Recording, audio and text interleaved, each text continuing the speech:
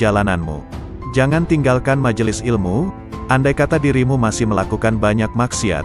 Jangan berkata, apa manfaatnya aku datang ke majelis ilmu, sedangkan aku senantiasa bermaksiat dan tidak mampu meninggalkannya. Akan tetapi, lepaskanlah busur panahmu selalu. Jika hari ini tidak tepat sasaran, bisa jadi besok tepat sasaran.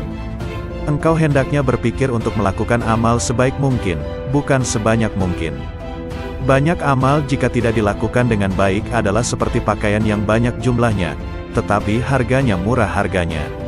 Sedangkan sedikit amal tetapi berkualitas, dikerjakan dengan baik, adalah seperti sedikit pakaian tetapi mahal harganya. Amal yang berkualitas, dikerjakan dengan baik, adalah seperti sebuah intan berlian, kecil bentuknya tetapi mahal harganya. Orang yang menjadikan hatinya selalu ingat kepada Allah Subhanahu wa Ta'ala dan berjuang untuk melindungi hatinya dari pengaruh hawa nafsu, maka itu lebih utama daripada banyak melakukan salat dan puasa sunnah, tetapi hatinya dikuasai hawa nafsu. Orang yang melakukan salat dengan hati lalai adalah seperti seseorang yang menghadiahkan 100 peti kosong kepada seorang raja. Tentunya sang raja akan marah dan selalu mengingat perbuatan buruknya ini. Sedangkan orang yang salat dengan hati yang hadir, khusyuk, adalah seperti seorang yang menghadiahkan sebutir intan berlian 100 dinar kepada seorang raja. Sang raja pun akan mengingat dan memujinya selalu. Suatu perbuatan paling berbahaya yang harus kamu waspadai adalah dosa-dosa kecil. Sebab, ketika berbuat dosa besar, engkau menyadari bahayanya dan segera bertobat.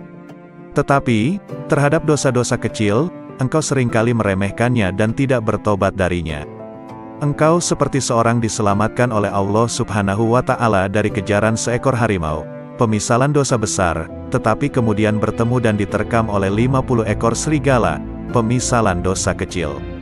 Allah Ta'ala mewahyukan, kalian menganggapnya suatu yang ringan saja, padahal dia pada sisi Allah Subhanahu wa Ta'ala adalah besar.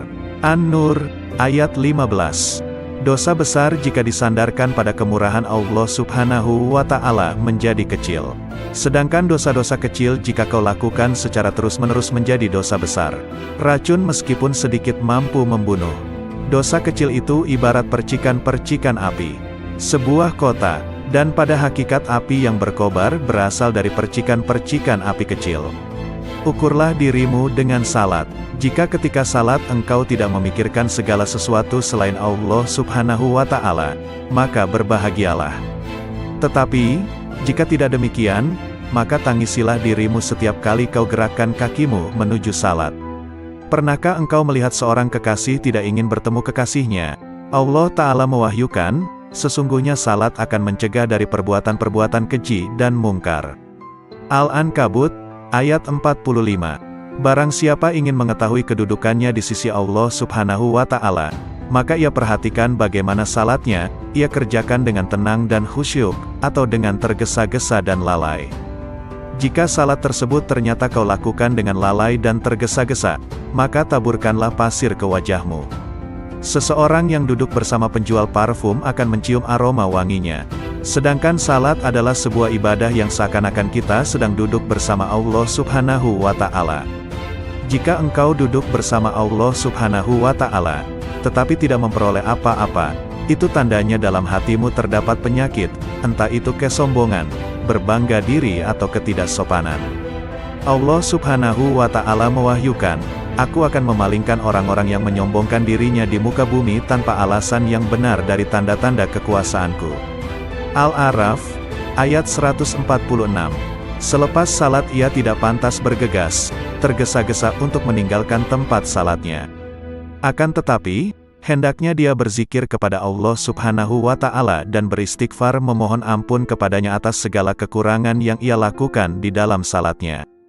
Berapa banyak salat yang tidak layak untuk diterima Allah Subhanahu wa Ta'ala, tetapi setelah engkau beristighfar memohon ampun kepadanya atas salat tersebut, Allah Subhanahu wa Ta'ala kemudian menerimanya. Dahulu Rasulullah Shallallahu Alaihi Wasallam selepas salat beristighfar sebanyak 3 kali.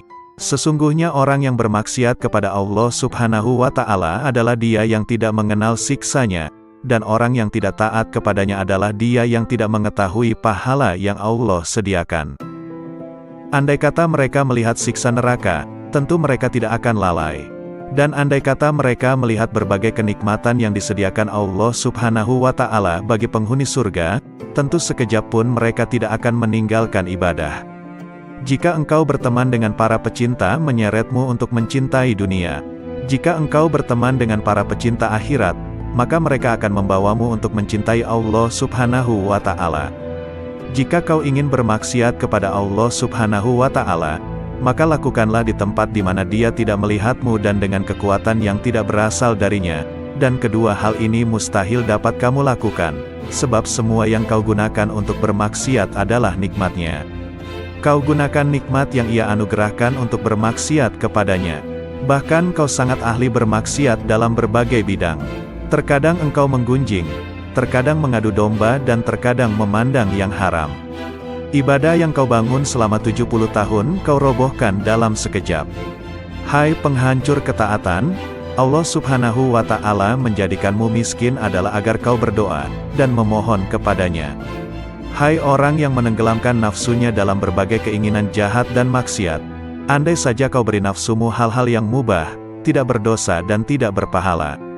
Mengapa engkau tidak mencintai Dia yang ketika kau berbuat buruk kepadanya, justru memberimu berbagai nikmat dan bermurah kepadamu? Jika ingin membersihkan air, maka akan kau singkirkan segala hal yang dapat mengotorinya. Anggota tubuhmu ini seperti selokan-selokan yang bermuara ke hati.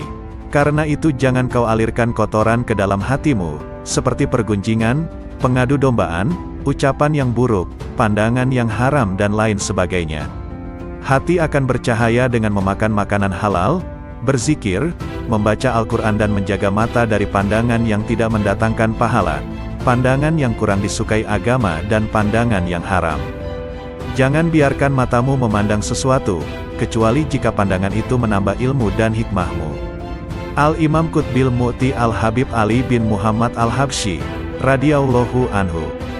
Camkanlah, jangan sampai kalian tidak mempelajari ilmu bahasa, nahwu dan shorof. Karena ilmu bahasa merupakan dasar dan perantara kalian untuk memahami semua ilmu. Wahai saudaraku, berprasangka baiklah kepada Allah Subhanahu wa Ta'ala, wujudkanlah kebenaran janjinya. Cukuplah bagi kita firman Allah Subhanahu wa Ta'ala, seperti disabdakan Rasulullah Sallallahu Alaihi Wasallam, aku bersama prasangka hambaku terhadapku, maka berprasangkalah kepadaku sesukamu. Jika seorang hamba memedulikan penyakit hati seperti penyakit badan, niscaya mereka akan mendapatkan tabib di hadapan mereka. Tetapi, sedikit sekali yang membahas masalah ini, karena mereka telah dikuasai nafsu dan akal. Jika tak ada ketamakan, dan tak ada satu makhluk pun keluar dari lingkaran jejak Nabi Sallallahu Alaihi Wasallam, tidak akan ada manusia mengejar dunia yang fana ini atau berpaling dari kebahagiaan akhirat yang kekal. Tak ada derajat yang lebih tinggi daripada prasangka baik, karena di dalam prasangka baik, terdapat keselamatan dan keberuntungan. Di dalam keluasan rahmat Allah Subhanahu wa Ta'ala, sirnalah amalmu seperti amal setiap makhluk. Di dalam rahasia Allah Subhanahu wa Ta'ala, yang dititipkan pada makhluknya, terdapat sesuatu yang mengharuskan untuk berkeyakinan bahwa semua makhluk adalah aulia. Keteguhan yang sempurna berbeda-beda. Keteguhan dalam perkataan berbeda dengan keteguhan dalam perbuatan. Keteguhan dalam perbuatan berbeda dengan keteguhan dalam beramal. Keteguhan dalam beramal berbeda dengan keteguhan dalam mencari. Keteguhan dalam mencari berbeda dengan keteguhan dalam apa yang dicari. Sedangkan hakikat, secara utuh dan merupakan kedudukan yang terakhir, adalah tidak memalingkan pandangan dari Allah Subhanahu wa Ta'ala sekedip mata pun, bahkan yang lebih cepat dari itu. Janganlah kau putuskan kehadiranmu di tempat-tempat yang baik karena alasan kesibukan dunia. Hati-hatilah karena itu merupakan tipu daya setan. Hadirkanlah Allah Subhanahu wa Ta'ala ketika sendirian. Sembahlah Dia, seakan melihatnya, dan jika tidak melihatnya, sesungguhnya Dia melihatmu. Orang yang lalai mengira bahwa dirinya mencapai kelezatan dunia tanpa mengetahui bahwa sebenarnya kemanisan dunia bercampur dengan kepahitannya. Sedangkan kehidupan indah yang sebenarnya adalah berpaling dari dunia, kemudian masuk ke hadirat yang maha kaya dengan sifat fakir, miskin, lalu memetik sesuatu yang indah dari tempat itu. Kerjakanlah segala perintah Allah Subhanahu wa Ta'ala dan tinggalkanlah larangannya. Jangan sampai Allah Subhanahu wa Ta'ala melihatmu melakukan apa yang dilarangnya, atau kehilanganmu pada perintahnya. Bangkitlah untuk memenuhi hak Allah Subhanahu wa Ta'ala. Bersemangatlah melakukan sesuatu yang membuat para salaf mulia. Cabutlah ketajaman dari sarung pedang tabiatmu yang membelah akar cinta dari asalnya. Taburilah tanah dengan benih pohon-pohon kezuhudan, hingga menghasilkan qurb, kedekatan kepada Allah Subhanahu wa Ta'ala, air telaga dari celah wisal, persatuan dengan Allah Subhanahu wa Ta'ala, dan pengetahuan pada puncak tujuan. Sesungguhnya, balasan setiap amal tergantung dari niatnya. Hadis riwayat Bukhari dan Muslim. Niat seorang mukmin lebih baik daripada amalnya. Sudah menjadi sifat seorang mukmin untuk menetapkan berbagai amal yang agung dan berusaha mengamalkannya, padahal dia hanya mampu mengamalkan sebagian darinya. Sebagai contoh adalah orang yang berniat menggunakan semua nafasnya, waktunya, untuk membaca wirid, zikir atau untuk berpikir. Ternyata dia hanya mampu menggunakan sebagian waktunya saja. Apa yang telah dia kerjakan itu baik, tapi niatnya tersebut lebih baik dari amal yang telah dia kerjakan. Syekh Salman Al-Farisi, radhiyallahu anhu. 3 kelompok manusia yang membuatku heran hingga tertawa. 1. Orang yang senantiasa mengangan-angankan dunia, padahal kematian selalu mengejarnya. 2. Orang yang lalai, padahal semua perbuatannya tidak akan dilalaikan, akan dibalas. 3. Orang yang tertawa, padahal dia tidak tahu Allah Subhanahu wa Ta'ala yang maha memelihara alam semesta, murka atau ridha kepadanya. Hati dan jasad adalah seperti seorang tunanetra, orang buta, dan seorang lumpuh memasuki sebuah kebun. Si lumpuh berkata kepada sang tunanetra, "Aku bisa melihat buah-buahan yang ada di kebun ini tetapi tidak dapat memetiknya, karena aku lumpuh. Kau tidak dapat melihatnya, tetapi kau tidak lumpuh, gendonglah aku." Sang tunanetra menggendong si lumpuh, dan memetik buah-buahan tersebut, kemudian mereka memakannya. Ruh dan jasad bekerja sama untuk berbuat maksiat kepada Allah Subhanahu wa Ta'ala, maka keduanya layak mendapat siksa. Syekh Harits Al-Muhasibi, radhiyallahu anhu. Saudaraku, kuperingatkan kau agar tidak sombong. Ingatlah bahwa Allah Subhanahu wa Ta'ala senantiasa mengawasimu. Oleh karena itu jangan sekali-kali menghina seseorang atau menolak kebenaran yang disampaikan kepadamu. Allah Subhanahu wa Ta'ala murka kepada seseorang yang bersikap demikian dan ia akan merendahkan mereka yang menyombongkan diri. Bagaimana kau dapat menghina seorang muslim, padahal kau tidak pernah tahu bagaimana akhir usiamu dan usianya kelak. Di samping itu kau juga tidak mengetahui, kelak engkau akan masuk mana, surga atau neraka. Jika mau bersikap jujur, maka yang paling pantas untuk kau hina adalah dirimu sendiri. Sudahkah kau teliti keburukan-keburukan dirimu dan kekotoran jiwamu yang tidak diketahui orang lain, sehingga kau sucikan hati orang lain dan kau cela dirimu sendiri? Sesungguhnya kau dilarang untuk memuliakan dan menyucikan dirimu sendiri. Perbuatan ini haram bagimu. Jika kau lakukan, kelak di hari kiamat kau akan berada di bawah telapak kaki orang-orang yang kau hina di dunia. Renungkanlah ini dan memohonlah kepada Allah Subhanahu wa Ta'ala untuk menolongmu menghapuskan kesombongan dari hatimu. Semoga Allah Subhanahu wa Ta'ala melindungi kita semua dari sifat sombong ini. Al-Imam Al-Qut Al-Habib Abdullah bin Muhsin Al-Ettas, radhiyallahu anhu. Keramat Empang Bogor. Berziarahlah kamu kepada orang-orang soleh, karena orang-orang soleh adalah obat hati. Sebaik-baiknya teman adalah Al-Quran, dan seburuk-buruknya teman adalah syaitan. Bermaksiatlah sepuas kamu pasti kamu akan mati, dan beramal solehlah sepuas kamu pasti kamu akan mati. Orang yang buta bukan orang yang melihat banyaknya harta, akan tetapi, yang disebut orang buta, adalah orang yang tak mau melihat ilmu agama. Al-Imam Al-Qut Al-Habib Ahmad bin Hasan Al-Atta, radhiyallahu anhu. Insya Allah ucapanku yang kau tulis dan kumpulkan akan memberikan manfaat yang besar. Dan usahamu ini lebih bermanfaat dan langgeng daripada mencatat karomah-karomah yang terjadi. Karomah yang berlangsung pada saat itu saja dan akan dilupakan dengan berjalannya waktu. Namun manfaat ucapanku ini insya Allah Ta'ala akan abadi. Orang yang menghargai ucapanku belum datang, mereka adalah orang-orang masa depan. Sesungguhnya terlalu memfasih-fasihkan bacaan adalah bid'ah. Andai kata salaf membaca Al-Quran seperti mereka yang suka memfasih-fasihkan bacaannya, tentu mereka tidak dapat menghatamkan Al-Quran dalam semalam. Imam Ghazali juga pernah berkata bahwa hudur dan khusyuk dalam membaca Al-Quran tidak mungkin dapat dirasakan oleh orang yang membaca Al-Quran dengan terlalu memfasihkan huruf dan memberi tekanan berlebihan pada tashhid-tashhidnya. Andai kata kalian curahkan seluruh konsentrasi kalian untuk merenungkan makna rahmat, pujian, rububiyah, kekuasaan Allah Subhanahu wa Ta'ala, Al-Malik, penghambaan, permohonan hidayah, Shirotol Mustaqim yang ada dalam Fatihah, maka itu lebih baik. Jika kau membaca ayat sajadah dan pada saat itu kau berada di tempat yang tidak layak untuk sujud, maka bayangkanlah seakan-akan dirimu berada di tempat yang mulia, seperti Masjidil Haram atau masjid-masjid lainnya. Setelah itu sujudlah dengan hatimu. Syekh Abdul Qadir Al-Jailani dalam bukunya yang berjudul Al-Gunyah mengatakan, jika aku berdiri mengerjakan sholat, maka bayangkanlah seakan-akan kau sedang menghadap Ka'bah dan saksikanlah Ka'bah itu dengan hatimu. Niscaya kau akan meningkat ke makom yang lain. Kerjakanlah salat karena Allah Subhanahu wa Ta'ala memerintahkannya.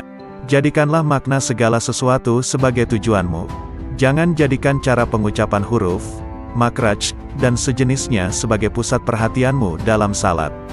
Tapi amati dan renungkan, tadabur, makna ayat yang kau baca. Apa yang menghalangimu untuk merenungkan makna basmalah, arti rahmat ayat pertama dan makna syukur? Renungkan dengan pemberi nikmat dan pemelihara alam, makna rahmat di ayat ketiga, makna raja dan penguasa, makna ibadah, pertolongan, hidayah, Shirotol Mustaqim dan orang-orang yang berjalan di atasnya, yaitu orang-orang yang diberi nikmat oleh Allah Subhanahu wa Ta'ala. Renungkan tentang orang-orang yang berpaling, yakni orang-orang yang dimurkai Allah Subhanahu wa Ta'ala. Manusia mempunyai dua sayap yang dapat ia gunakan untuk terbang ke tempat yang mulia, yaitu niat dan himah, semangat dan tekad. Sedangkan penghuni zaman ini berpijak pada salah satu di antara keduanya. Ada yang memiliki niat, tapi tidak memiliki himah. Ada yang himahnya besar tapi belum memiliki niat. Jika seseorang mempunyai niat, kemudian memperoleh himah, maka Allah Subhanahu wa Ta'ala akan memperhatikannya dan akan menyampaikannya pada tujuan. Niat itu sebelum himah dan himah sebelum amal. Setiap zaman ada 124.000 wali dan setiap wali mewarisi hal dari Nabi Sallallahu Alaihi Wasallam. Di antara mereka ada yang tahu dirinya wali, tapi ada juga yang tidak tahu. Imam Junaid berkata, barang siapa membuka bagi dirinya satu pintu niat baik, maka Allah Subhanahu wa Ta'ala membukakan baginya 70 pintu taufik. Dan barang siapa membukakan untuk dirinya satu pintu niat buruk, maka Allah Subhanahu wa Ta'ala membukakan untuknya 70 pintu hislan, dorongan untuk bermaksiat. Jika kau membaca sesuatu dan tidak dapat memahaminya, atau hatimu tidak hadir sewaktu membacanya, maka ulangi lagi di waktu yang lain. Sebab setiap waktu memiliki rahasia yang berbeda. Hati manusia seperti Baitul Ma'mur. Setiap hari ada 70.000 malaikat yang tawaf mengelilinginya hingga hari kiamat. Dalam 24 jam hati 70.000 bisikan dan setiap bisikan dipegang oleh seorang malaikat. Setiap orang memiliki 360 urat. Ada urat yang akan mendorongnya untuk berbuat kebaikan, dan ada yang menggerakkannya untuk berbuat kejahatan. Jika melihat orang soleh, urat-urat kebaikan akan menggerakkannya untuk berbuat baik. Jika melihat orang durhaka, maka urat-urat keburukannya akan menggerakkannya untuk berbuat jahat. Ilmu yang bermanfaat adalah yang tidak akan meninggalkanmu di dunia maupun di akhirat. Ilmu adalah alat, meskipun ilmu itu baik, tapi hanyalah alat, bukan tujuan. Ilmu digunakan hanya untuk mencapai tujuan. Ilmu harus diiringi adab, akhlak dan niat-niat soleh. Ilmu demikian inilah yang dapat mengantarkan seseorang kepada makom-makom yang tinggi. Jika dalam hatimu terlintas bisikan buruk atau ajakan untuk bermaksiat, angkatlah kepalamu ke langit lalu ucapkan, Allah, dengan satu nafas. Perbuatan ini akan membakar dan menghapus dengan seketika bisikan-bisikan buruk dalam hati. Hikmah dari menengadahkan kepala ke langit adalah karena setan tidak dapat mendatangi manusia dari atas kepalanya. Allah berfirman, Kemudian iblis akan mendatangi mereka dari muka dan belakang mereka, dari kanan dan kiri mereka. Al-A'raf ayat 17. Setiap kebajikan terasa berat bagi nafas. Tapi jika dipaksakan, ia akan terbiasa dan dapat mengerjakannya dengan mudah. Sebagian orang jika melihat nafasnya benci pada perbuatan baik, ia mengikuti nafasnya dan cenderung kepadanya. Ia selalu berbuat demikian, hingga tidak mampu lagi berbuat baik. Akhirnya, hatinya menjadi keras.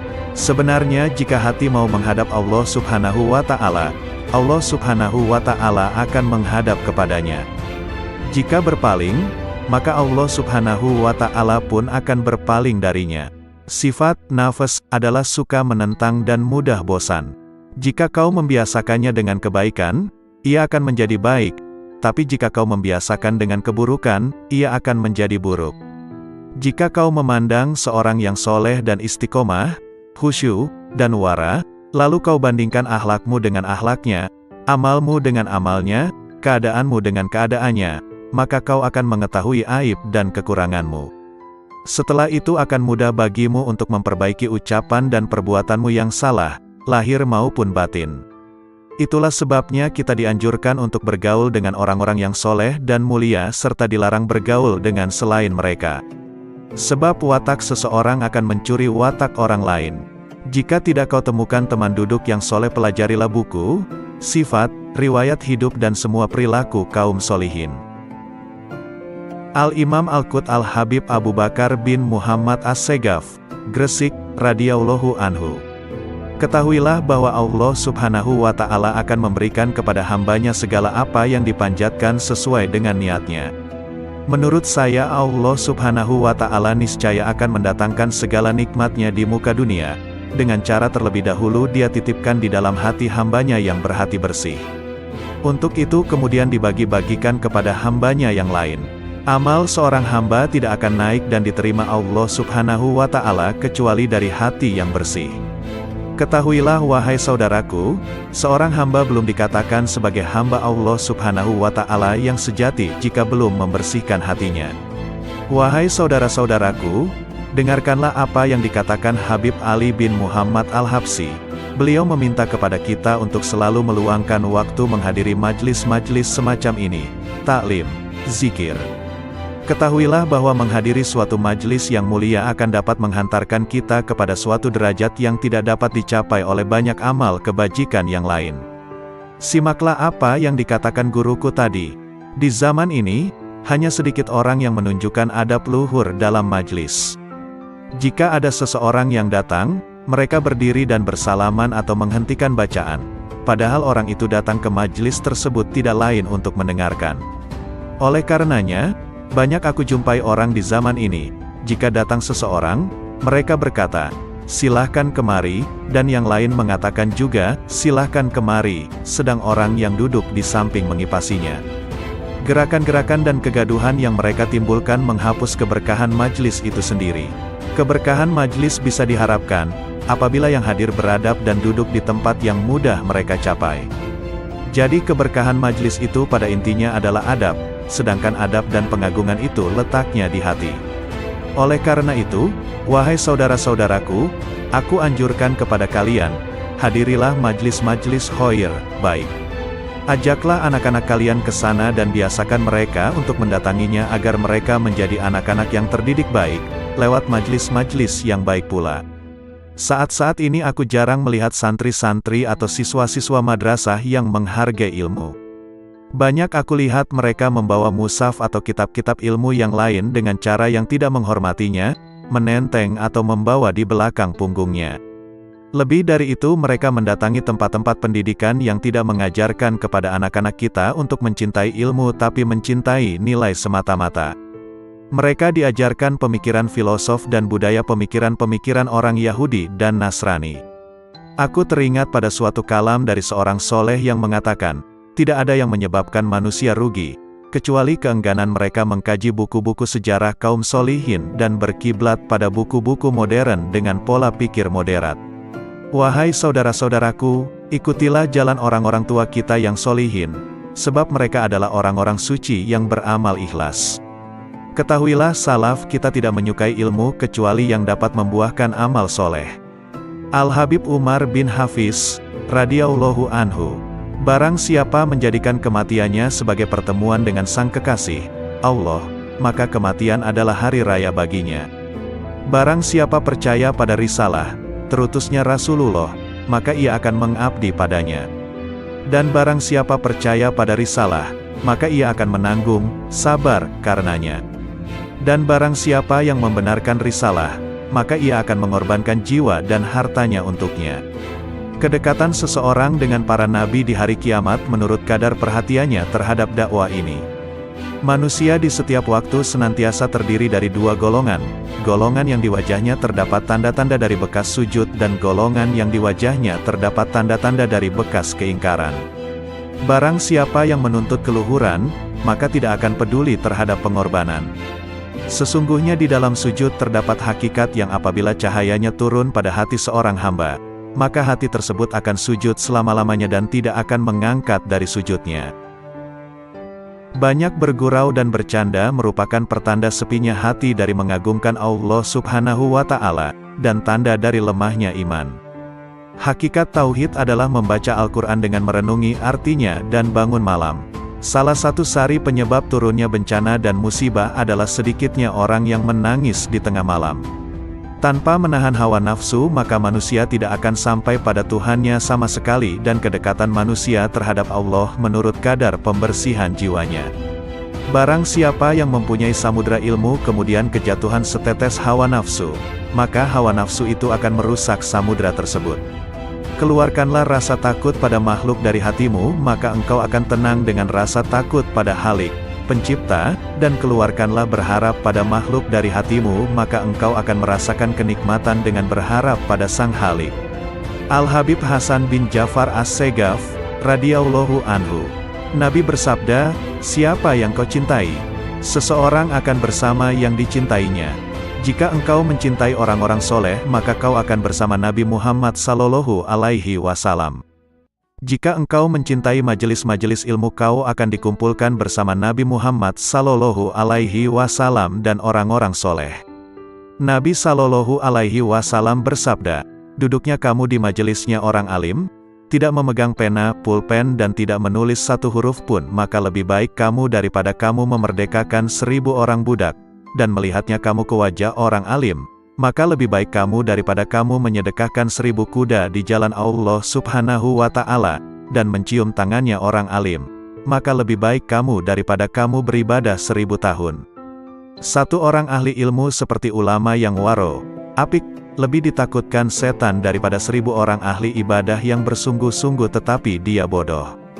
Berkata Nabi sallallahu alaihi wasallam, barang siapa yang memuliakan orang alim, maka dia telah memuliakan aku, dan barang siapa yang telah memuliakan aku, maka dia telah memuliakan Allah Subhanahu wa Ta'ala, dan barang siapa yang telah memuliakan Allah Subhanahu wa Ta'ala, maka tempatnya adalah di surga. Sayyidah Amirah, radhiyallahu anhu. Orang yang menginginkan kemuliaan bersama Allah berusaha mengendalikan dirinya dari memperturutkan keinginan hawa nafsu. Mereka menghadapkan hati dan pikirannya pada Allah. Mereka berusaha patuh pada syariat dan aturan yang telah ditetapkan Allah. Mereka tidak memperturutkan keinginan hawa nafsunya.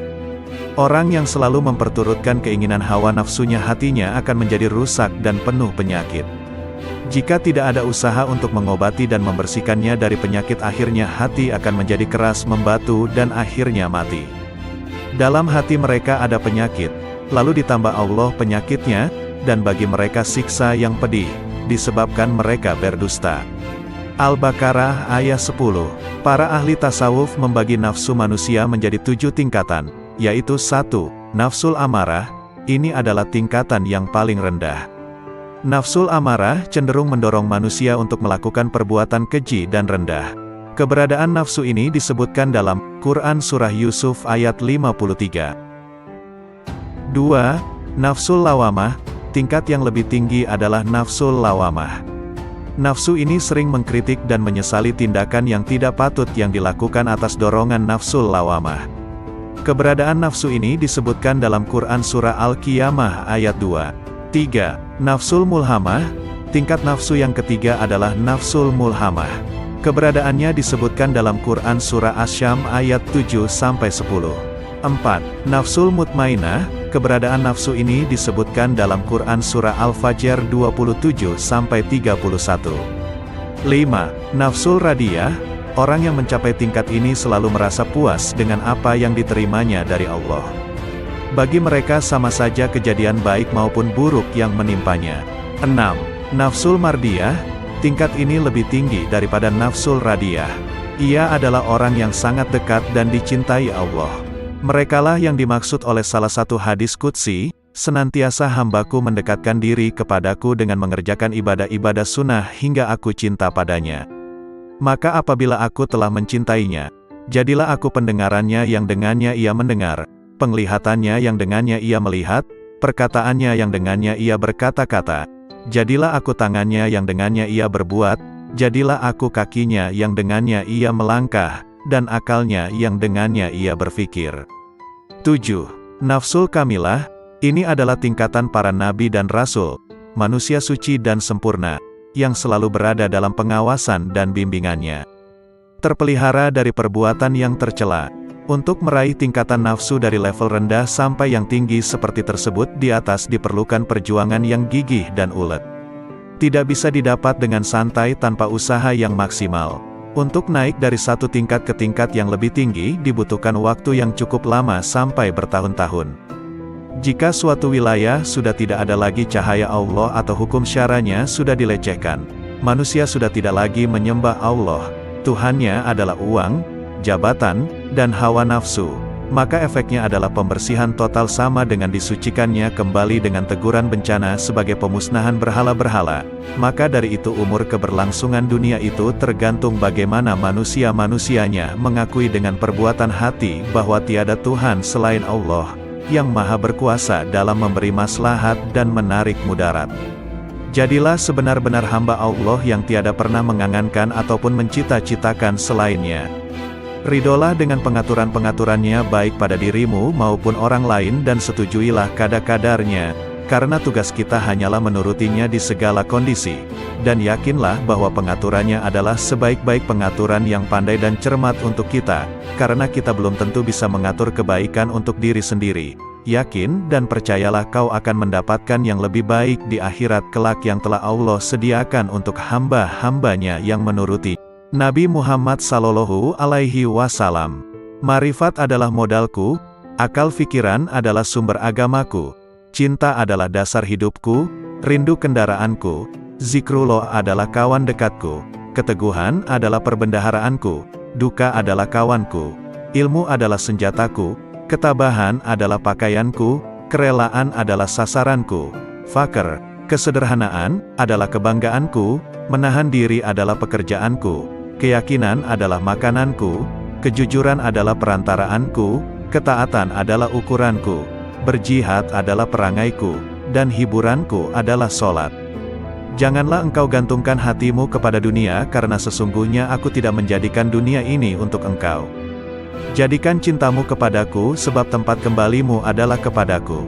Bersungguh-sungguhlah engkau mencari surga. Putuskan harapan dari makhluk karena sesungguhnya mereka itu sedikit pun tidak ada kuasa di tangan mereka. Rajinlah mengerjakan sembahyang tahajud karena sesungguhnya pertolongan itu beserta qiyamul lail. Nabi Muhammad Sallallahu Alaihi Wasallam bersabda, "Wahai Ali, apakah engkau menginginkan 600.000 kambing, 600.000 dinar atau 600.000 kalimat?"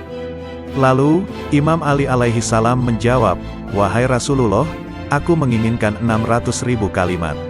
Lalu Rasulullah bersabda, "Wahai Ali, aku akan meringkas 600.000 kalimat itu dalam 6 kalimat. 1. Jika engkau melihat manusia berlomba-lomba mengerjakan yang bukan kewajiban mereka, maka sibukkanlah dirimu dengan menyempurnakan kewajibanmu. 2. Jika engkau melihat manusia berlomba-lomba dalam urusan dunia, maka sibukkanlah dirimu dengan urusan akhirat. 3. Apabila manusia sibuk mengurusi aib, celah, orang lain, maka uruslah aibmu sendiri. 4. Jika manusia saling memperindah dunianya, maka hiasilah akhiratmu. 5. Dan jika engkau melihat manusia sibuk dengan memperbanyak amal, maka beramallah yang ikhlas. 6. Dan ketika engkau melihat manusia menjadikan makhluk sebagai perantaranya, maka jadikanlah Allah sebagai perantaramu. Sesungguhnya orang yang paling dibenci di hadapan Allah Ta'ala ialah orang yang ditinggalkan Allah Ta'ala bersendirian. Ia tersesat dari jalan yang benar dan bergerak tanpa petunjuk. Apabila ia dipanggil kepada perkebunan dunia ini, ia giat. Tetapi apabila ia dipanggil ke perkebunan akhirat, ia enggan serta bertangguh. Seakan-akan untuk apa yang ia giat adalah wajib baginya, sedangkan segala yang untuk itu, ia enggan tidak dituntut darinya. Sayyidina Ali bin Abi Thalib karamallahu wajahu. Ketahuilah, sesungguhnya kalian akan mati dan setelah itu dibangkitkan. Kalian akan dimintai pertanggungjawaban atas semua amal kalian, serta mendapatkan balasan yang setimpal. Karena itu jangan tertipu kehidupan dunia. Kehidupan dunia ini penuh ujian, bersifat sementara dan syarat dengan tipu daya. Semua yang ada di dalamnya akan musnah. Para penghuninya pun saling berebut untuk memperolehnya. Ketahuilah, kalian beserta segala perhiasan kehidupan dunia akan mengalami hal yang sama dengan mereka yang terdahulu, orang-orang yang panjang umurnya dan lebih megah rumahnya. Sekarang jasad mereka telah menjadi tulang belulang, rumah mereka kosong. Mereka berada di kubur dekat dan penghuninya terasingkan. Mereka digerogoti oleh cacing, tertimbun oleh bebatuan dan pasir. Bayangkan kalian kelak akan menjadi seperti mereka, tubuh kalian hancur dan sendiri dikubur. Apa yang akan terjadi dengan kalian jika kiamat tiba? Semua yang dikubur dibangkitkan dan segala rahasia yang tersembunyi dalam dada dibongkar. Pada saat itulah setiap jiwa akan memperoleh balasan sesuai dengan perbuatannya selama hidup di dunia. Hafalkanlah 5 hal ini. 1. Seorang hamba hendaknya tidak berharap kecuali kepada Allah Subhanahu wa Ta'ala. 2. Seorang hamba hendaknya hanya takut akan dosa-dosanya. 3. Seorang yang bodoh hendaknya tidak merasa malu untuk bertanya. 4. Seorang yang berilmu ketika ditanya tentang sebuah persoalan dan tidak mengetahui jawabannya, hendaknya tidak malu untuk mengatakan, Allah Subhanahu wa Ta'ala yang Maha Mengetahui. 5. Bagi iman, sabar ibarat kepala sebuah tubuh, sehingga tidak sempurna iman seseorang yang tidak memiliki kesabaran. Asy-Syahid Sayyidina Hasan Syababul Jannah radhiyallahu anhu. Tinggalkan apa yang meragukan hatimu, beralihan kepada sesuatu yang tidak meragukan hatimu, karena sesungguhnya kebenaran itu membawa ketenangan di dalam hati. Manusia celaka karena 3 hal, sombong, rakus dan dengki. Sombong adalah penyebab rusaknya agama dan karena sifat inilah iblis mendapat laknat. Rakus adalah musuh bagi hati manusia dan karena sifat inilah Nabi Adam dikeluarkan dari surga. Dengki adalah menuju kejahatan dan karena sifat inilah Kabil membunuh Habil. Asy-Syahid Sayyidina Husain Syababul Jannah radhiyallahu anhu. Bila mana dunia dianggap sesuatu yang sangat berharga, maka sesungguhnya pahala Allah Subhanahu wa Ta'ala adalah lebih berharga dan lebih mulia. Bila mana tubuh ini dirawat hanya untuk menyambut kematian, maka terbunuhnya seseorang dengan pedang di jalan Allah Subhanahu wa Ta'ala lebih utama. Bila mana rizki yang sudah ditentukan, maka sedikitnya keserakahan seseorang dalam berusaha adalah lebih baik. Bila mana harta benda dihimpun hanya untuk ditinggalkan, maka apa gunanya seorang pelit terhadap sesuatu yang pasti ia tinggalkan. Sabar adalah mahkota, kesetiaan adalah harga diri, memberi adalah kenikmatan, banyak bicara adalah membual, omong kosong, tergesa-gesa adalah kebodohan, kebodohan adalah aib, berlebih-lebihan, dalam berkata, adalah omong kosong, berteman dengan orang yang ahli berbuat hina adalah kejahatan dan berteman dengan ahli kefasikan adalah pusat prasangka buruk. Bila mana dirimu digigit oleh kekejaman massa, maka janganlah kamu mengadu kepada manusia. Dan janganlah kamu meminta selain kepada Allah Tuhan yang Maha Penolong, yang Maha Tahu dan yang Maha Benar. Karena seandainya kamu hidup dan kamu telah berkeliling dari belahan barat sampai ke belahan timur, maka tentu kamu tidak menemukan seorang pun yang mampu membuat orang lain bahagia atau sengsara. Syekh Al-Imam Ibrahim bin Adham radhiyallahu anhu. 10 pesan Ibrahim bin Adham. 1. Kalian mengenal Allah tetapi kalian tidak menunaikan haknya. 2. Kalian mengaku mencintai Rasul-Nya, tetapi kalian meninggalkan sunnah-Nya. 3. kalian membaca Al-Quran, tetapi kalian tidak mengamalkan isinya. 4. Kalian banyak diberi nikmat karunia, akan tetapi kalian tidak mensyukurinya. 5. Kalian mengatakan bahwa setan adalah musuh, tetapi kalian justru mengikuti langkahnya. 6. Kalian mengaku bahwa surga adalah benar adanya, namun kalian tidak melakukan amalan-amalan yang mengantar ke sana. 7. Kalian mengaku bahwa neraka adalah benar adanya, tetapi kalian tidak lari dari panas siksanya. 8. Kalian mengaku bahwa kematian benar adanya, namun kalian tidak mempersiapkan diri ke sana. 9. Kalian sibuk mengurusi kekurangan orang lain, tetapi kalian lupa akan kekurangan diri sendiri. 10. Kalian menguburkan jenazah, akan tetapi tidak mau mengambil pelajaran dari peristiwa kematian. Ada 7 perkara yang perlu diingat. 1. Orang yang banyak bicara janganlah kamu harapkan sangat kesadaran hatinya. 2. Orang yang banyak makan janganlah kamu harapkan sangat kata-kata hikmat darinya. 3. Orang yang banyak bergaul dengan manusia janganlah kamu harapkan sangat kemanisan ibadahnya. 4. Orang yang cinta kepada dunia janganlah kamu harapkan sangat husnul hatimahnya. 5. Orang yang memilih berkawan dengan orang yang zalim janganlah kamu harapkan sangat kelurusan agamanya. 6. Orang yang mencari keridhaan manusia janganlah harapkan sangat akan keridhaan Allah Subhanahu wa Ta'ala daripadanya. Sayyidina Al-Imam Ali Zainal Abidin As-Sajjad, radhiyallahu anhu. Wahai nafsu, hentikanlah kecondonganmu kepada dunia dan kecenderungan untuk meramaikannya. Tidaklah engkau menjadikan sebagai pelajaran terhadap para pendahulumu yang telah ditelan bumi serta para sahabatmu yang telah membuatmu bersedih karena kepergiannya. Demikian juga kawan-kawanmu yang telah berpindah ke dalam tanah.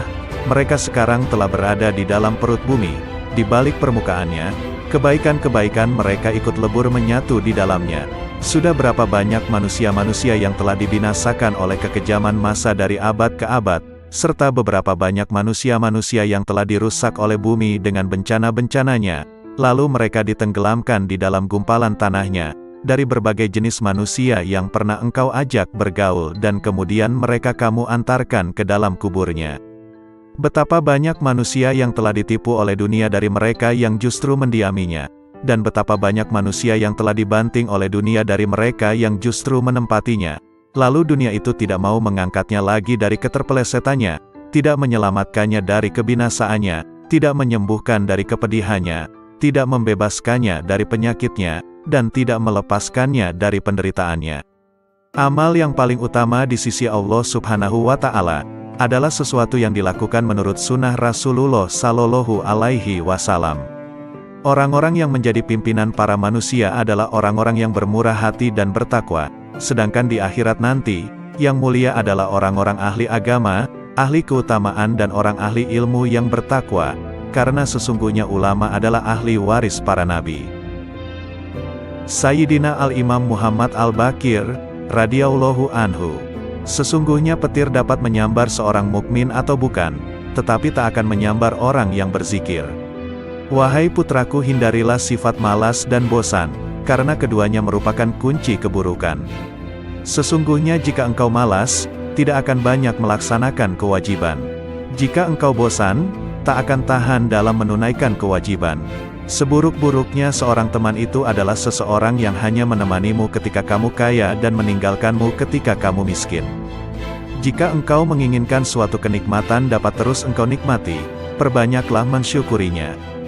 Jika engkau merasa rizki lambat datang, perbanyaklah istighfar. Jika engkau ditimpa kesedihan, perbanyaklah membaca la haula wala quwata illa billah. Jika engkau takut, ucapkanlah hasbunallah wa ni'mal wakil. Jika engkau kagum terhadap sesuatu, ucapkanlah Masya Allah, la quwata illa billah. Jika engkau dikhianati, bacalah wa ufawidu amri ilallah, innallaha basirun bil ibad. Jika engkau ditimpa kesumpekan, ucapkanlah la ilaha illa anta subhanaka inni kuntu minas zalimin. Sayyidina Al-Imam Ja'far As-Shadiq, Amudusi Saraf, radhiyallahu anhu. Keseimbangan tobat dan ibadah akan menimbulkan perilaku yang baik yang mendapat ridho dari Allah Subhanahu wa Ta'ala. Sebab dengan tobat kita akan menyadari akan semua kesalahan yang pernah kita lakukan, dan dengan tobat pula dapat meningkatkan amal ibadah kita kepada Allah Subhanahu wa Ta'ala. Sesuai sabda Rasulullah, apabila Allah menghendaki seseorang menjadi baik, maka dia membuatnya menyadari akan kesalahan-kesalahannya. Tiada bekal yang lebih utama daripada takwa, tiada sesuatu yang lebih baik daripada diam, tiada musuh yang lebih berbahaya daripada kebodohan, tiada penyakit yang lebih parah daripada berbohong. Jika engkau mendengar suatu kalimat dari seorang muslim, maka bawalah kalimat itu pada sebaik-baiknya tempat yang engkau temui. Jika engkau tidak mampu untuk mendapatkan wadah tempat kalimat tersebut, maka celalah dirimu sendiri. Barang siapa yang menjaga hatinya dari kelalaian berzikir, melindungi dirinya dari jerat syahwat, serta menjaga akalnya dari penyimpangan, dia akan dikelompokkan ke dalam golongan mereka yang hidup hatinya. Kemudian bagi mereka yang menjaga diri dari memanfaatkan ilmu pengetahuan yang dimilikinya untuk kepentingan pribadi, yang memelihara keimanannya dari bid'ah-bid'ah yang merusak, serta memelihara hartanya dari sesuatu yang haram, maka dirinya akan dikelompokkan ke dalam golongan orang-orang yang soleh. Jika engkau menjumpai sesuatu yang tidak engkau sukai dari perbuatan saudaramu, maka carilah satu, atau bahkan sampai 70 alasan, untuk membenarkan perbuatan saudaramu itu. Jika engkau masih belum mendapatkannya, maka katakanlah, semoga ia mempunyai alasan tertentu, kenapa berbuat demikian, yang aku tidak mengetahuinya. Duhai anakku, barang siapa membuka aib orang lain, maka aib keturunannya akan tersingkap. Barang siapa menghunus pedang seorang yang bengis, maka dia akan terbunuh darinya.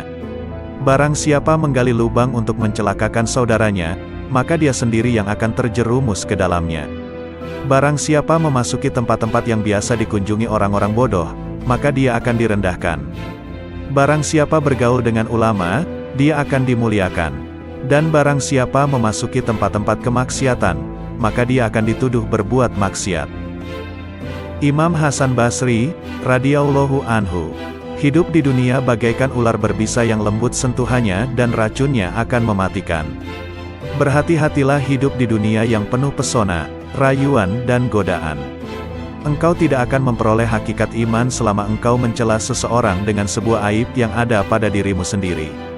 Perbaikilah aibmu, baru kemudian engkau perbaiki orang lain. Setiap kau perbaiki satu aibmu, maka akan tampak aib lain yang harus kau perbaiki. Akhirnya kau sibuk memperbaiki dirimu sendiri. Dan sesungguhnya hamba yang paling dicintai Allah Subhanahu wa Ta'ala adalah dia yang sibuk memperbaiki dirinya sendiri. Sepanjang sejarah kehidupan manusia, tidak ada hari seperti hari kiamat, hari di mana aib terbuka dan mata menangis.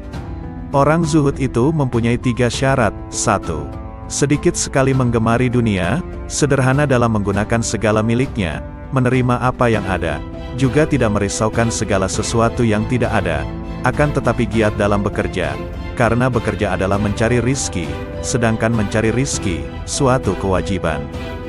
2. Pujian dan celaan adalah hal yang sama, tidak bergembira bila mendapat pujian, juga tidak bersedih jika mendapat celaan atau hinaan. 3.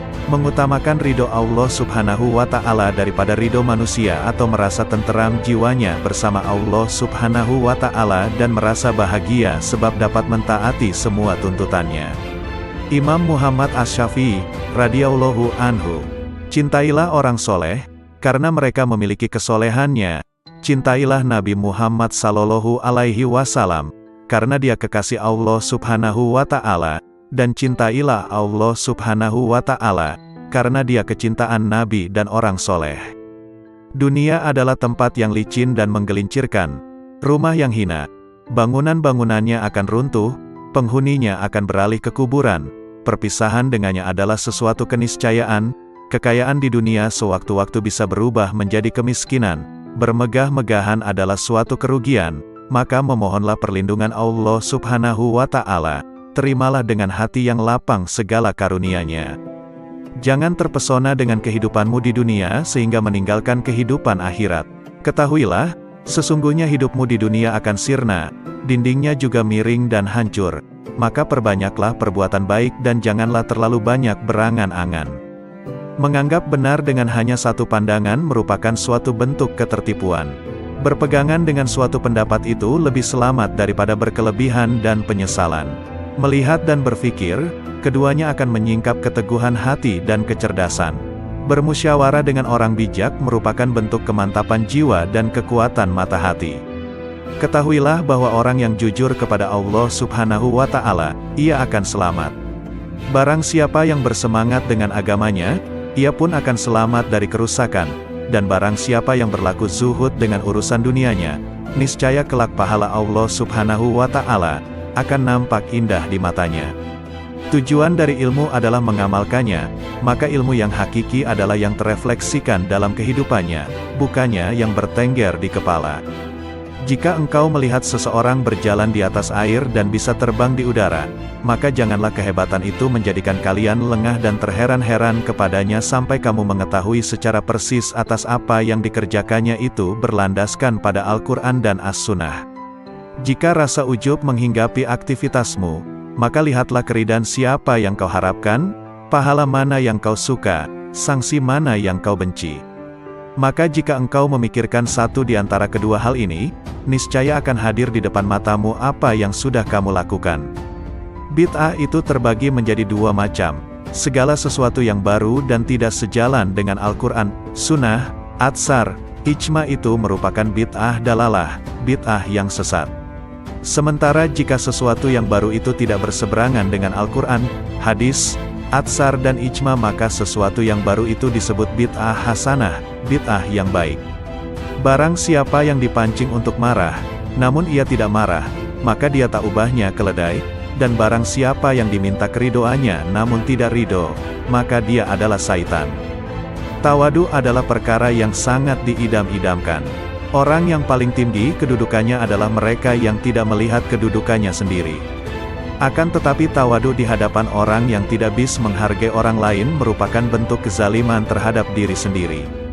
Dasar ilmu adalah kemantapan dan buahnya adalah keselamatan. Dasar wara, menjaga diri dari sesuatu yang meragukan, adalah qanaah, menerima karunia Allah Subhanahu wa Ta'ala dengan dada yang lapang, dan buahnya adalah ketenangan batin. Dasar kesabaran adalah keteguhan hati dan buahnya adalah kemenangan. Dasar suatu aktivitas adalah taufik, pertolongan Allah Subhanahu wa Ta'ala, dan buahnya adalah kesuksesan. Dasar tujuan akhir dari segala perkara adalah sidik, benar. Di antara orang yang tidak mempunyai harga diri adalah mereka yang dengan mudahnya memberitahukan usianya kepada orang lain.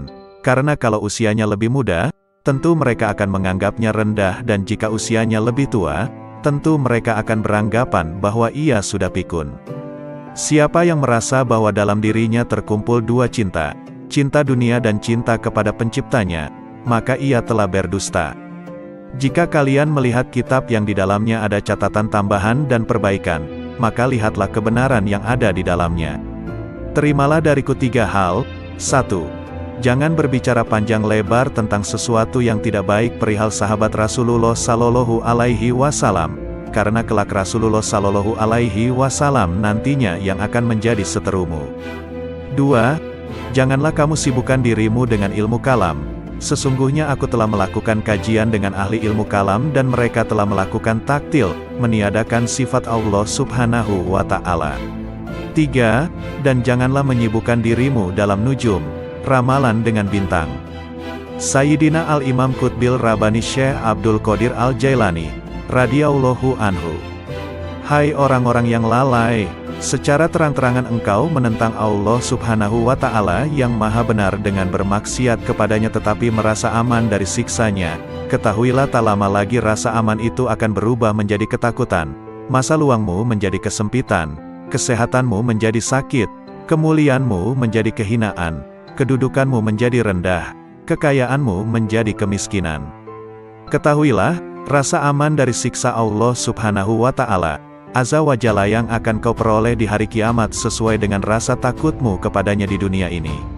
Sebaliknya, ketakutanmu di hari kiamat sesuai rasa amanmu dari siksa Allah di dunia. Sayangnya, engkau tenggelam di dunia dan terperosok ke lembah kelalaian, sehingga cara hidupmu seperti hewan. Yang kalian ketahui hanya makan, minum, menikah dan tidur. Keadaan kalian ini tampak nyata bagi orang-orang yang berhati suci. Rasa rakus terhadap dunia, keinginan untuk mencari dan menumpuk-numpuk harta telah memalingkan kalian dari jalan Allah dan pintunya. Hai yang ternoda karena ketamakannya, andai kata kau bersama penghuni bumi bersatu untuk mendatangkan sesuatu yang bukan bagianmu, maka kalian semua tidak akan mampu mendatangkannya. Oleh karena itu tinggalkanlah rasa tamak untuk mencari sesuatu, rezeki, yang telah ditetapkan untukmu, maupun yang tidak ditetapkan untukmu. Apakah pantas bagi seorang yang berakal untuk menghabiskan waktunya memikirkan sesuatu yang telah selesai pembagiannya? Tabir penutup kalbumu tak akan tersibak selama engkau belum lepas dari alam ciptaan, tidak berpaling darinya dalam keadaan hidup selama hawa nafsumu belum pupus, selama engkau melepaskan diri dari kemaujudan dunia dan akhirat, selama jiwamu belum bersatu dengan kehendak Allah Subhanahu wa Ta'ala dan cahayanya. Jika jiwamu bersatu dengan kehendak Allah Subhanahu wa Ta'ala dan mencapai kedekatan dengannya lewat pertolongannya, makna hakiki bersatu dengan Allah Subhanahu wa Ta'ala ialah berlepas diri dari makhluk dan kedirian, serta sesuai dengan kehendaknya tanpa gerakmu, yang ada hanya kehendaknya. Inilah keadaan fana dirimu, dan dalam keadaan itulah engkau bersatu dengannya, bukan bersatu dengan ciptaannya. Sesuai firman Allah Subhanahu wa Ta'ala, tak ada sesuatu pun yang serupa dengannya, dan dialah yang maha mendengar dan maha melihat. Anakku, pertama-tama nasihatilah dirimu, kemudian nasihatilah orang lain. Perhatikanlah dirimu, jangan mengurusi orang lain. Jangan mengurusi orang lain selama dalam dirimu masih ada sesuatu yang harus diperbaiki. Sungguh celaka, engkau mengetahui cara menyelamatkan orang lain. Engkau buta, bagaimana dapat menuntun orang lain? Hanya yang memiliki penglihatan tajamlah yang mampu menuntun umat manusia. Hanya orang yang mengenal Allah Subhanahu wa Ta'ala lah yang dapat mengembalikan manusia ke jalannya. Seseorang yang tidak mengenalnya, bagaimana dapat menuntun umat manusia ke jalannya? Kalian menghadiri majelis ilmu hanya untuk mencari jalan keluar bagi permasalahan duniawi kalian, bukan untuk mengobati penyakit hati. Kalian tidak mendengarkan nasihat para penceramah, tetapi meneliti kesalahan mereka, kemudian menghina dan menertawakannya. Kalian juga bermain-main dalam majelis. Sesungguhnya kalian sedang mempertaruhkan diri kepada Allah Subhanahu wa Ta'ala yang Maha Agung dan Maha Mulia. Segeralah bertobat, jangan mencontoh musuh-musuh Allah Subhanahu wa Ta'ala. Berusahalah untuk mengambil manfaat dari apa yang kalian dengar. Syekh Imam Al-Ghazali, radhiyallahu anhu.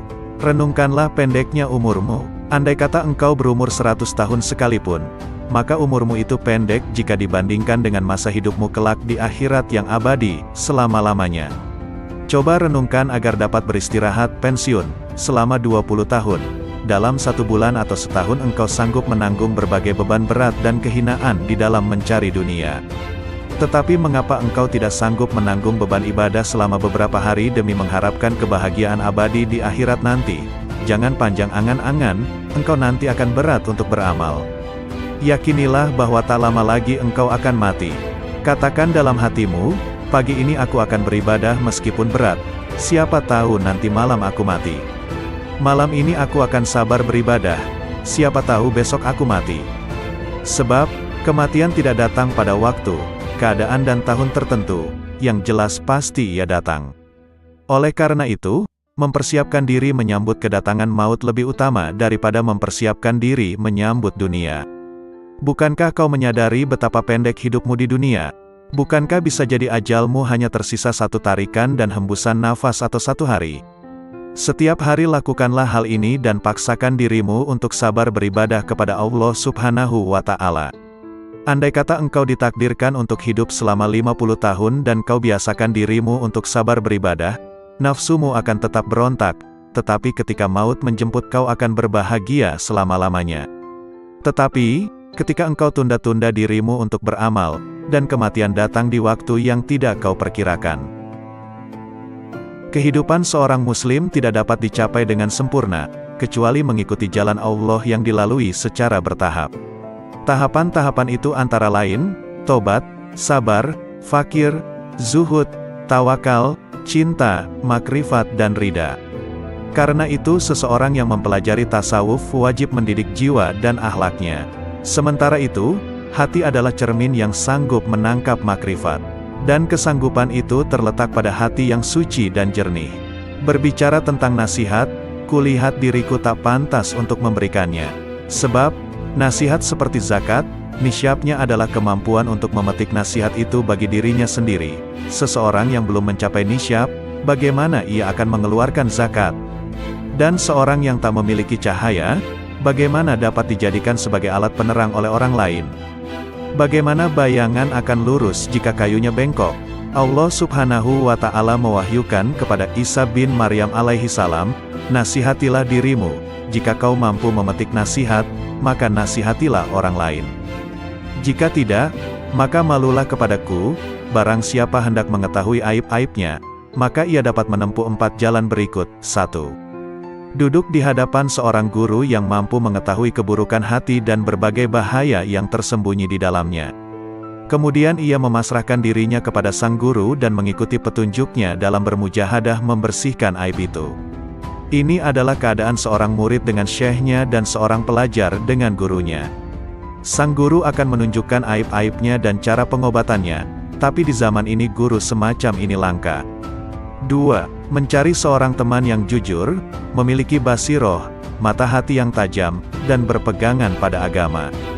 Ia kemudian menjadikan temannya itu sebagai pengawas yang mengamati keadaan, perbuatan, serta semua aib batin dan zohirnya, sehingga ia dapat memperingatkannya. Demikian inilah yang dahulu dilakukan oleh orang-orang cerdik, orang-orang terkemuka dan para pemimpin agama. 3. Berusaha mengetahui aib dari ucapan musuh-musuhnya. Sebab pandangan yang penuh kebencian akan berusaha menyingkapkan keburukan seseorang.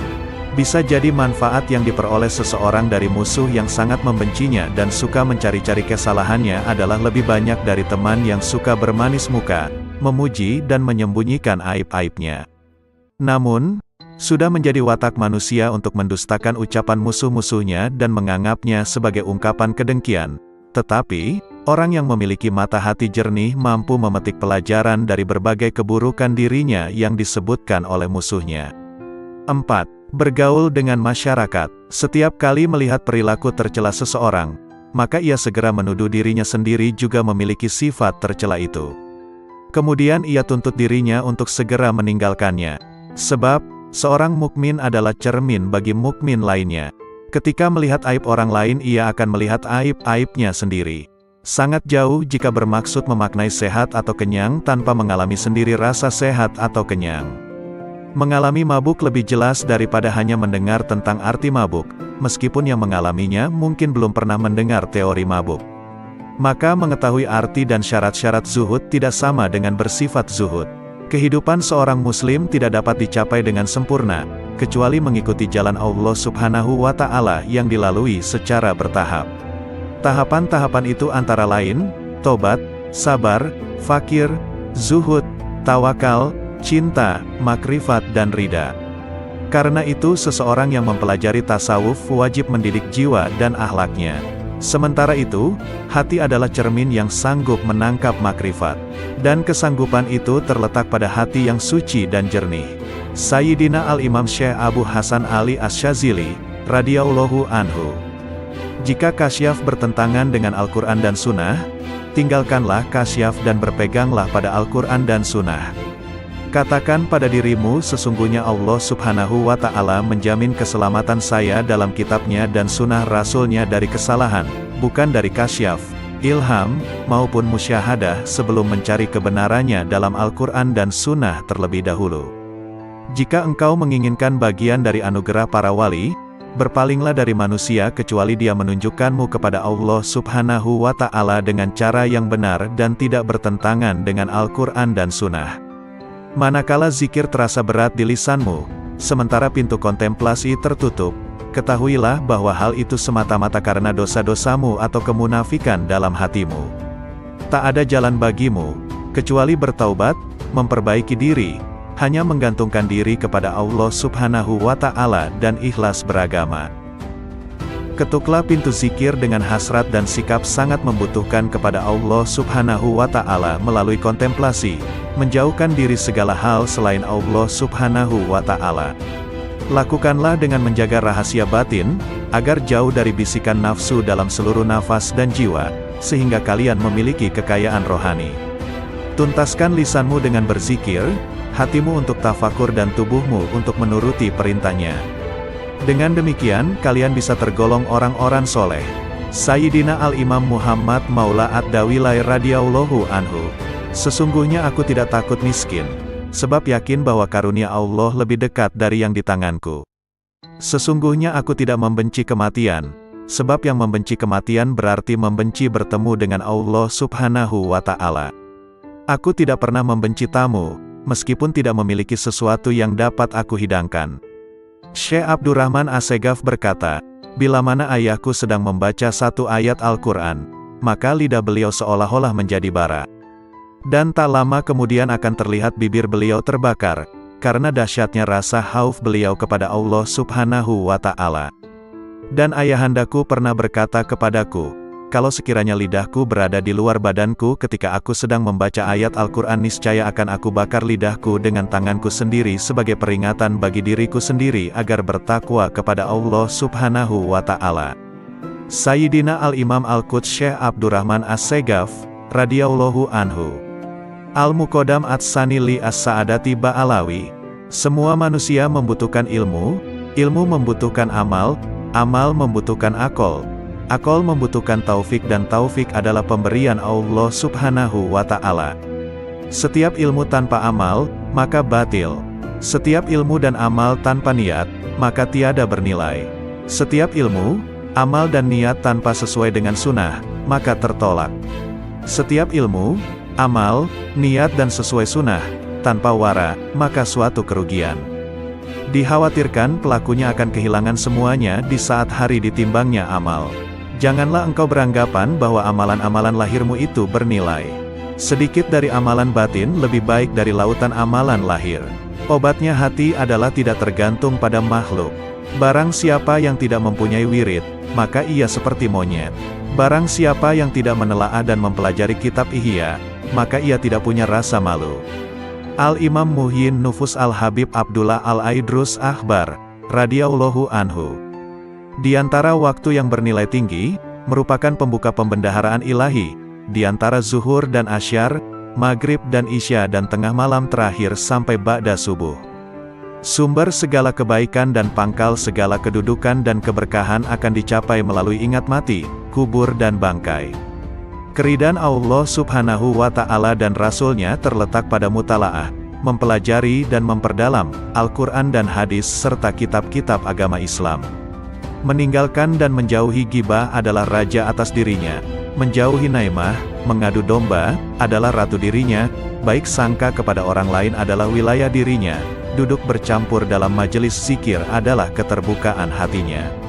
Peraslah jasadmu dengan mujahadah, memerangi hawa nafsu dunia, sehingga keluar minyak kemurnian. Barang siapa yang menginginkan keridhaan Allah, hendaklah mendekatkan diri kepada Allah Subhanahu wa Ta'ala, karena keajaiban dan kelembutan Allah terdapat pada akhir malam. Jangan kau abaikan sedekah pada setiap hari sekalipun sekecil atom. Perbanyaklah baca Al-Quran setiap siang dan malam hari. Ciri-ciri orang yang bahagia adalah mendapatkan taufik dalam hidupnya, banyak ilmu dan amal serta baik perangai maupun tingkah lakunya. Orang yang berakal adalah yang diam, tidak bicara sembarangan. Orang yang takut pada Allah Subhanahu wa Ta'ala adalah orang yang banyak sedih, merasa bersalah. Orang yang roja, mengharap ridho Allah Subhanahu wa Ta'ala, adalah orang yang banyak melakukan ibadah. Orang yang mulia adalah yang bersungguh-sungguh dalam kebaikan dan ridho Allah Subhanahu wa Ta'ala yang didambakan hidupnya. Orang yang bertaubat adalah yang menyesali perbuatannya, menjauhi pendengaran yang tidak bermanfaat, dan mendekatkan diri kepada Allah Subhanahu wa Ta'ala. Al-Imam Qutbil Irfan Al-Habib Ali As-Sakran radhiyallahu anhu. Barang siapa memiliki hubungan dengan orang-orang yang telah meninggal dunia dengan terbiasa menghadiahkan pahala membaca Al-Quran, zikir, doa, sedekah dan ibadah lainnya, maka kelak di kubur dia tidak akan merasa kesepian. Bahkan setelah meninggal dunia dia akan merasa senang. Dia seperti orang yang berkunjung ke rumah teman yang pandai menghibur dan selalu memuliakannya. Saudaraku, jangan tinggalkan satupun sunnah dan adab yang terdapat dalam syariat, tanpa uzur, alasan yang benar. Sebab, Abdullah bin Mubarak radhiyallahu anhu berkata, barang siapa meremehkan adab, akibatnya dia akan meninggalkan sunnah. Dan barang siapa meremehkan sunnah, akibatnya dia akan meninggalkan yang wajib, akibatnya dia tidak akan memperoleh makrifat. Rasulullah Shallallahu Alaihi Wasallam bersabda, maksiat merupakan utusan, kurir, kekufuran. Memandang remeh hal-hal yang makruh akan mendorong seseorang untuk berbuat yang haram dan meremehkan yang haram akan mendorong seseorang untuk kufur. Oleh karena itu, wahai saudaraku, dengan berlandaskan sunnah dan hukum-hukum syariat, biasakan dirimu untuk menentang dan tidak mengikuti keinginan nafsu. Curahkanlah semua tenagamu untuk berjuang mendapatkan keridhaan Allah Subhanahu wa Ta'ala dan kesuksesan di hari esok. Al-Imam Qutbil Anfas Al-Habib Umar Al-Ettas, radhiyallahu anhu. Sumber-sumber ilmu tidak akan berkurang sedikit pun dari generasi terkemudian, akan tetapi pada umumnya mereka datang dengan membawa wadah yang bocor, sehingga tidak memperoleh ilmu kecuali sedikit. Sebagian orang yang datang dengan membawa bejana yang dapat mencukupi dalam waktu sebulan, ada juga yang mencukupinya hanya 8 hari, ada juga yang hanya mencukupinya sehari, tetapi ada juga yang dapat mencukupinya sepanjang hidupnya. Dulu di antara manusia ada yang datang membawa pelita lengkap dengan minyak dengan koreknya, yakni dengan persiapan yang lengkap, sehingga gurunya dapat menyalakan. Tetapi kini banyak di antara mereka yang datang kepada gurunya, tetapi mereka tidak membawa apapun yang gurunya dapat menyalakan. Hendaknya orang-orang yang menghendaki keselamatan akhirat meninggalkan tidurnya, demi untuk mendapatkan siraman rahmat di malam hari. Hendaknya kalian senantiasa menghadirkan hati kalian kepada Allah Subhanahu wa Ta'ala dan hendaknya kalian bertawakal kepadanya sepenuh hati, sebab Allah Subhanahu wa Ta'ala mengetahui dimanapun kalian berada. Alangkah entengnya musibah dalam agama menurut kalian, padahal kalian tidak pernah menyatakan belasungkawa andai kata aku terlambat sholat berjamaah. Bila waktu sholat telah tiba, tinggalkanlah semua kegiatanmu, sebab Allah Subhanahu wa Ta'ala lebih pantas diperhatikan daripada yang lain. Janganlah terlalu peduli dengan dunia dan penghuninya dan janganlah merasa iri pula dengan pakaian atau makanan yang dimiliki oleh penghuninya. Yang dikatakan orang baik adalah seorang yang telah melewati pintu surga sampai masuk ke dalamnya. Perbanyaklah membaca istighfar dan alhamdulillah sebanyak mungkin setelah membaca maulud. Perbanyaklah baca istighfar dan solawat, karena keduanya adalah sebaik-baik zikir yang dapat menolong kesulitan di masa kini.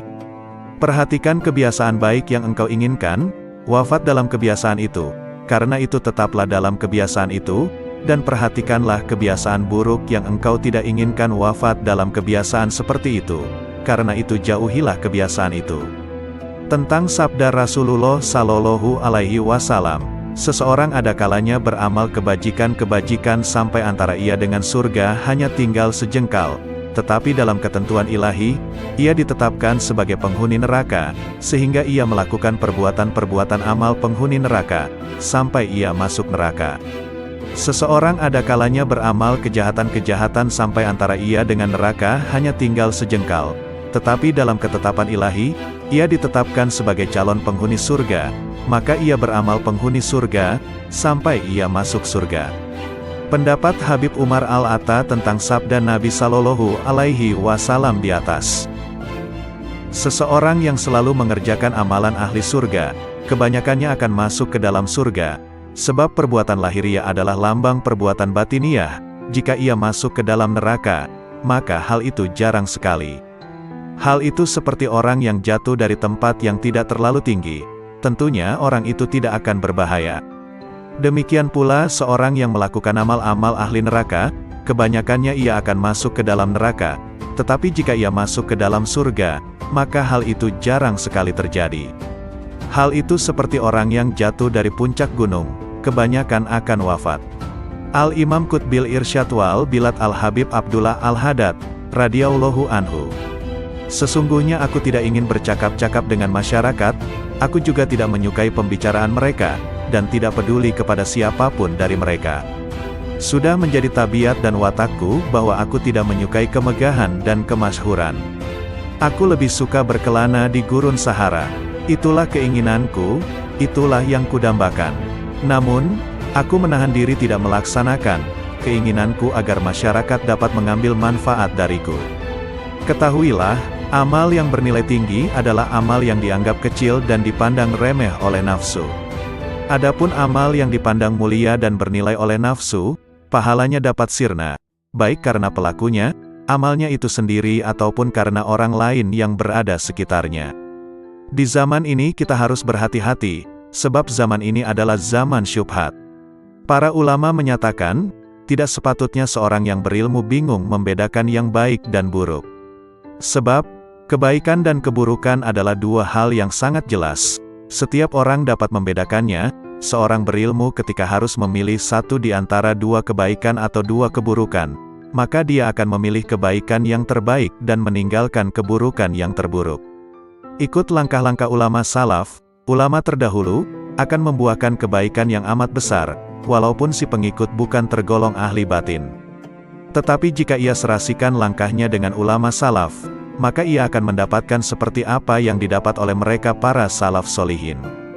Jika satu zaman itu rusak, maka wajiblah bagi mereka yang hidup di zaman itu, untuk mengikuti jejak langkah ulama salaf solihin. Jika tidak mampu menyamakan diri dengan mereka dalam setiap langkah, paling tidak hampir menyamai mereka, sebab setiap orang dalam kehidupan itu harus memiliki panutan, imam, sedang orang yang tidak memiliki panutan, imam, maka panutannya adalah setan. Seorang murid, pencari jalan menuju Allah, tidak boleh menyakiti hati gurunya karena belajar dan ilmunya tidak akan diberi berkah. Ada kalanya seseorang murid, pencari jalan menuju Allah, diuji dengan kemiskinan, kepapaan dan kesempitan dalam kehidupan. Maka hendaknya ia bersyukur kepada Allah Subhanahu wa Ta'ala, disebabkan dengan hal tersebut di atas dan harus beranggapan berprasangka bahwa takdir kehendak Allah menjadikan Anda miskin, papa dan susah serta sempit sebagai sebesar-besarnya kenikmatan karena dunia adalah musuh Allah. Anda harus bersyukur, maka Allah akan mengangkat derajatnya sama dengan para nabinya, para auliyanya dan hamba-hamba yang soleh. Ketahuilah bahwa rizki itu telah ditentukan dan telah dibagikan oleh Allah Subhanahu wa Ta'ala. Di antara hamba-hambanya ada yang diluaskan rezekinya dan dilapangkan kehidupannya, dan dikurangkan rizkinya menurut kebijaksanaannya. Bersifatlah qanaah, cukup, atas apa yang ditentukan Allah bagimu. Awas dan waspadalah dengan panjang angan-angan dan harapan tentang kehidupan di dunia, karena dunia akan menariknya untuk mencintai dunia, dan Anda akan terikat dengannya sehingga sukar untuk beribadat dan mengasihi